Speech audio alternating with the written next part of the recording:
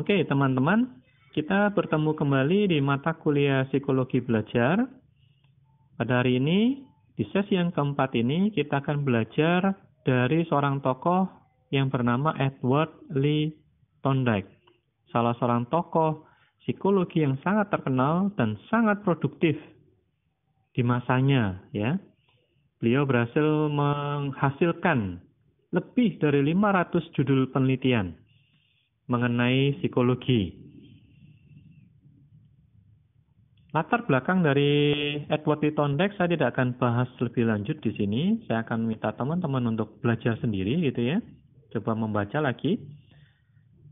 Yang ingin saya tekankan di sini adalah sebagian besar dari tokoh Thorndike itu dikemukakan ya, dihasilkan sebelum aliran behaviorism sendiri itu muncul ya. Saya tekankan di sini adalah sebelum aliran behaviorism muncul. Kita masuk ke bagian utama ya,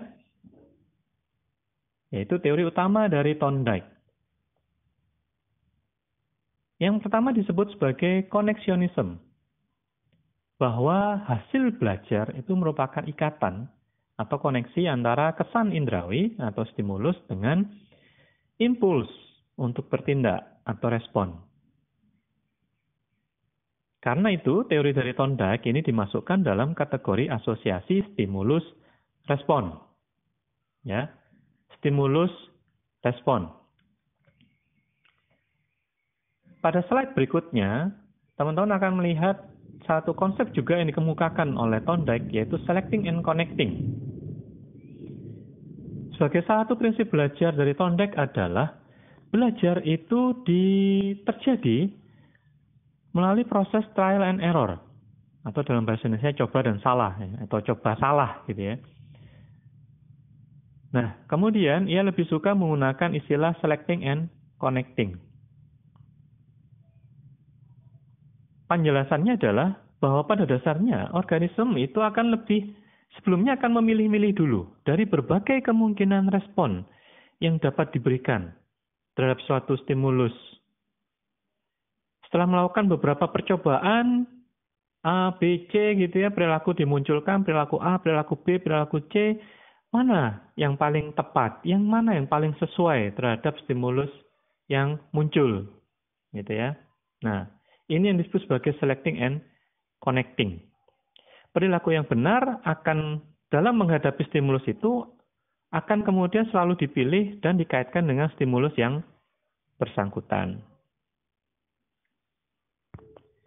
Sebagai ilustrasi pada slide berikutnya, kalian akan melihat gambarnya ya. Ini gambar yang dilakukan oleh Thorndike. Jadi beliau itu membuat suatu box gitu ya.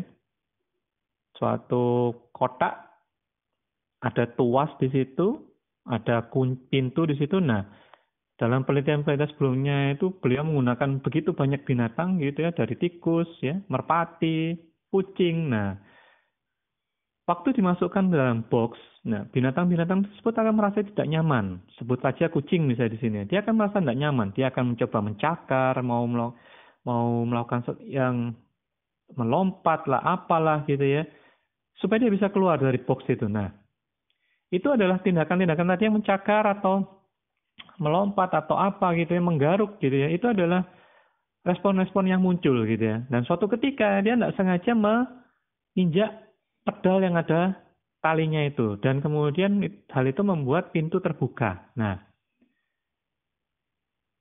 setelah pintu terbuka, dia akan keluar kan otomatis. Nah, setelah itu kucing itu kemudian dimasukkan lagi. Nah, berikutnya dia akan tetap melakukan perilaku-perilaku yang sama gitu ya. Yang tadi mencakar. Terus kemudian suatu ketika dia akan menginjak lagi, terus kemudian pintu terbuka lagi. Nah, di sini terjadi stimulus responnya. Dia dimasukkan dalam satu kotak, responnya adalah kemudian dari berbagai macam kemungkinan respon ya. Itu kemudian dia akan menemukan respon yang ini yang paling tepat, yaitu menekan pedal di situ. Nah, di sini yang disebut sebagai selecting and connecting. Oke, berikutnya kita melanjutkan dengan konsep yang dikemukakan oleh Thorndike, yaitu incremental learning. Bahwa belajar itu terjadi secara sedikit demi sedikit.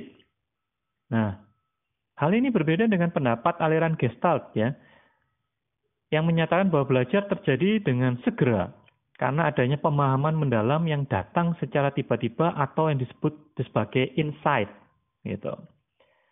Oke.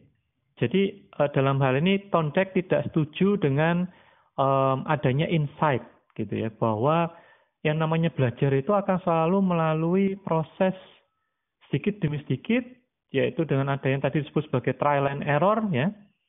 Nah, di mana menurut Thorndike usaha trial and error baru akan berhenti kalau individu menemukan jawaban yang tepat gitu ya. Nah, sementara menurutnya, kriteria keberhasilan belajar itu akan terjadi bila semakin sering belajar, semakin sering seorang individu akan belajar, akan semakin cepat dalam memberikan respon. Jadi ini berkaitan dengan kecepatan dalam memberikan respon. Oke. Nah, secara umum teori-teori Thorndike ya, itu bisa dibagi menjadi dua, yaitu sebelum tahun 1930 dan setelah tahun 1930. Di sini berkaitan dengan munculnya aliran behaviorism sebenarnya. Oke. Nah, di tahun sebelum 1930 itu juga akan dibagi menjadi yang primer dan sekunder. Oke, kita akan masuk kepada slide berikutnya. Konsep-konsep Thorndike sebelum tahun 1930 dan yang jadi konsep primer. Di sini saya yakin mungkin teman-teman sudah pernah mengenal ini di mata kuliah sejarah dan aliran psikologi gitu ya. Konsep primer yang dikemukakan oleh Thorndike sebelum tahun 1930 yang pertama adalah the law of readiness gitu ya. The law of exercise and the law of effect. Oke, mari kita akan bahas satu-satu.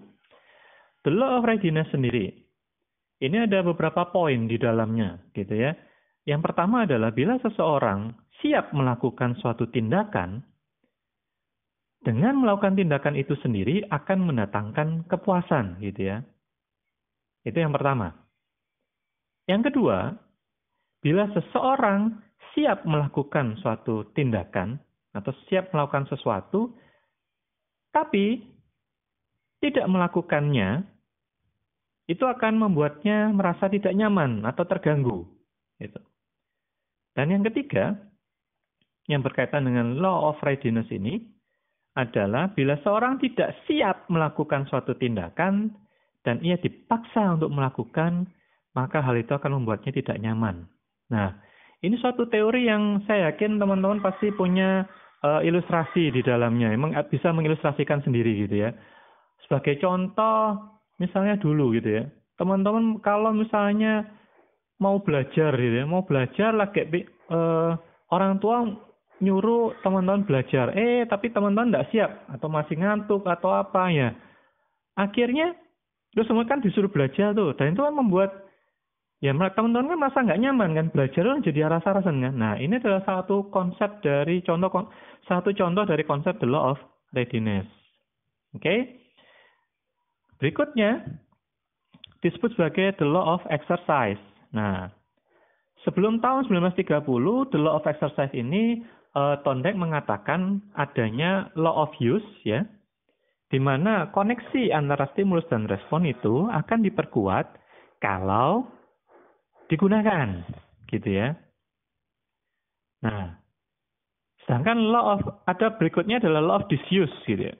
Koneksi antara stimulus dan respon, ya, keterkaitan antara stimulus dan respon ini akan diperlemah, gitu, akan lemah kalau perilaku tersebut atau latihannya itu tidak diteruskan, gitu ya. Atau dalam hal ini menggunakan penjelasan ini ya, ikatan syaraf atau neural bond itu kalau tidak digunakan, nah itu akan menyebabkan lupa gitu ya. Nah ini adalah menggunakan prinsip dari law of disuse ini, gitu. Nah intinya semakin dilatih atau dilakukan berulang-ulang akan semakin sempurna. Nah ini menurut Thorndike pada waktu itu. Oke. Berikutnya disebut sebagai the law of effect. kuat atau lemahnya ikatan antara stimulus dan respon, ya, merupakan hasil dari akibat terhadap respon yang dilakukan. Oke, jadi di sini ditekankan adalah hasil dari akibat ya terhadap respon yang dilakukan. Dengan bahasa lain sebenarnya yang disebut sebagai hasil dari akibat itu adalah reinforcement di sini. Oke, nah respon yang diikuti dengan akibat yang menyenangkan atau mendapatkan reinforcement gitu ya, itu akan diperkuat. Sedangkan respon yang diikuti dengan hukuman atau akibat yang tidak menyenangkan akan memperlemah ikatan. Nah, dalam hal ini ya hukuman atau punishment gitu ya. Itu sebenarnya sudah dikemukakan dulu oleh Thorndike. Oke. Mari kita lanjutkan. Nah, berikutnya ada konsep-konsep sekunder. Ya, ini konsep-konsep yang sebelum tahun 1930. Ada multiple response, ada set of or attitude, prepotency of element, respond by analogy or similarity, dan terakhir associative shifting. Oke, kita akan bahas satu persatu. Yang pertama, multiple response. Nah, ini berkaitan dengan prinsip trial and error yang sebelumnya sudah dikemukakan. Ya, Thorndike menyatakan bahwa organisme itu akan memberikan respon-respon yang bervariasi terhadap suatu masalah. Ya. Jadi ketika mendapatkan masalah, kita itu cenderung melakukan berbagai macam kemungkinan, ya perilaku istilahnya ya. Nah, kemudian pasti nanti kita akan menemukan, kalau misalnya katakan respon pertama gagal, kita akan mencoba memberikan respon yang berikutnya. Respon yang berikutnya gagal, kita akan mencoba lagi. Nah, ini adalah rangkaian dari respon-respon. Gitu. Kalau masih gagal lagi, ya akan mencoba memberikan respon sampai ditemukan respon yang benar. Nah, ini yang disebut sebagai multiple respon, gitu ya. Oke. Nah, berikutnya ada yang disebut sebagai tadi set or attitude, gitu ya. Dalam hal ini, individual differences atau perbedaan individu dalam belajar itu bisa dijelaskan melalui perbedaan dari latar belakang dari individu tersebut. Bisa melalui kultural, ya, genetik, atau keadaan sesaat, ya, seperti kelelahan, kelaparan, atau situasi-situasi emosional lainnya. Gitu. Jadi, berhasil tidaknya individu dalam belajar, atau kata misalnya, kenapa kok individu ini berbeda dengan individu yang lain, gitu ya? Karena adanya perbedaan latar belakang tadi. Oke, itu disebut sebagai set or attitude. Nah, berikutnya, ada yang disebut sebagai prepotency of element. Lingkungan yang dihadapi organisme itu begitu kompleks, sehingga tidak mungkin bisa memperhatikan semua aspek dari stimulus dengan cara sama pentingnya, gitu ya. Jadi akan dapat dibedakan antara aspek-aspek yang sangat diperhatikan dan aspek-aspek yang akan diabaikan, gitu ya. Nah, di sini respon individu itu tergantung dari aspek-aspek yang diperhatikannya itu. Sebagai contoh di sini adalah misalnya kalau kalian perhatikan anak kecil gitu ya, yang masih baby gitu, dia tidak akan memberikan respon yang sama pada setiap orang, ya. Pada usia tertentu di mana dia sudah mulai mengenali wajah mana yang pengasuh, mana yang bukan. Itu akan mengakibatkan dia akan memberikan respon yang berbeda.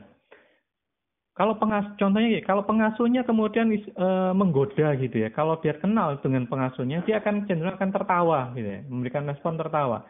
Tapi kalau orang itu tidak dia kenal, bukannya dia akan tertawa, dalam hal ini dia malah akan cenderung menangis gitu ya. Ini satu contohnya gitu ya. Oke. Berikutnya, yaitu respon by analogy or similarity, gitu ya. Nah, dalam menghadapi situasi yang baru, itu organisme akan cenderung menggunakan pengalaman lamanya, gitu ya. Karena situasi baru yang mirip dengan situasi yang sudah biasa ditemui akan lebih akrab dan lebih mudah dihadapi. Nah, ini penjelasan itu kan definisinya ya. Di sini maksudnya adalah kalau menghadapi situasi yang baru, seseorang itu akan cenderung mengingat kembali. Kalau dulu pengalaman waktu yang situasi yang mirip itu seperti apa sih? Dulu dia akan memberikan respon yang kayak apa sih? Gitu. Nah, itu akan cenderung diulang sama dia. Nah, di sinilah disebut sebagai respon by analogy or similarity gitu ya. Dia akan berusaha melihat kesamaan-kesamaan gitu. Oke. Nah, ini mendasari pendapat Thorndike tentang transfer of training gitu ya, melalui elemen yang identik. Oke. Konsep terakhir yang muncul sebelum tahun 1930 sebagai yang secondary gitu ya, disebut sebagai associative shifting. Di sini penjelasannya adalah bahwa secara bertahap organisme itu dilatih untuk dapat menghadapi situasi atau masalah baru ya, atau masalah yang lebih kompleks. Nah, prinsip ini agak berbeda sedikit dengan teori atau trial and error ya, yang dikendalikan prinsip the law of effect. Nah, prinsip ini lebih dikendalikan pada persepsi terhadap kontiguitas atau kesinambungan. Oke, penjelasan tambahan dari associative shifting ini adalah selama ada elemen dari situasi awal ya, dari situasi di dalam suatu situasi yang baru, respon yang sama itu akan diberikan oleh seseorang. Ini mirip sebenarnya dengan konsep generalisasi yang dikemukakan oleh Pavlov, gitu ya. Jadi contoh yang lain adalah seorang anak yang dipanggil, gitu ya. Kita memanggil seorang anak, kita menyebutkan namanya, gitu ya. Nah, terus kemudian setelah anak itu datang, kemudian kita memberikan pelukan, gitu. Nah, anak ini akan belajar bahwa ketika namanya dipanggil, dia akan kalau misalnya dia datang, dia akan mendapatkan pelukan, gitu. Nah, meskipun kita kemudian mencoba memanggilnya dengan katakan nada yang tinggi, atau nada yang sedang, nada yang rendah, atau kemudian cara manggilnya namanya kita mencoba dengan berbagai macam cara, gitu ya. Nah, anak ini selama dia merasa bahwa namanya dipanggil, gitu ya. Nah, dia karena teringat dengan pengalamannya yang sebelumnya bahwa ketika namanya disebut, dia datang, dia akan mendapatkan pelukan dari ibunya dalam hal ini. Nah, itu berarti dia akan melakukan hal yang sama. Jadi setiap kali namanya dipanggil, meskipun nadanya tinggi, rendah, sedang, dia pasti akan datang. Nah, ini yang disebut sebagai associative shifting. Oke. Berikutnya kita akan lanjutkan dengan konsep-konsep setelah tahun 1930. Nah, ini menarik. Setelah tahun 1930, Thorndike itu melakukan beberapa revisi, gitu ya. Revisi yang pertama adalah revisi yang dilakukan terhadap law of exercise. Oke. Nah, teman-teman masih ingat ya, dalam law of exercise di situ kan ada dua law di situ ya, law of use dan law of disuse, gitu ya. Nah, law of use kan menyatakan bahwa kaitan antara stimulus respon akan diperkuat dengan mengulang-ulang latihan, gitu ya. Ternyata itu setelah dia menemukan ya, beberapa penelitian dia temukan, dan hal ini khususnya dia mulai Thorndike ini melakukan eksperimen terhadap manusia sebenarnya ya. Udah mulai berubah, kok dulu kan banyak kan terhadap binatang, lah ini kemudian ketika diterapkan pada manusia, hal ini ternyata tidak tepat, gitu loh. Meskipun dilakukan pengulangan berapa kali, itu ternyata juga tidak memperkuat kaitan ini, stimulus dari respon ini, gitu. Nah, apalagi dengan begitu pula dengan teori yang disuse, gitu. Belum tentu akan berarti membuat kaitan antara stimulus dan respon ini lemah. Nah, latihan memang akan meningkatkan kemampuan dari seseorang, gitu ya. Namun, di sini temukan sama Thorndike adalah, namun akan lebih terbantu kalau organisme sendiri itu tahu hasil latihannya itu seperti apa, gitu loh.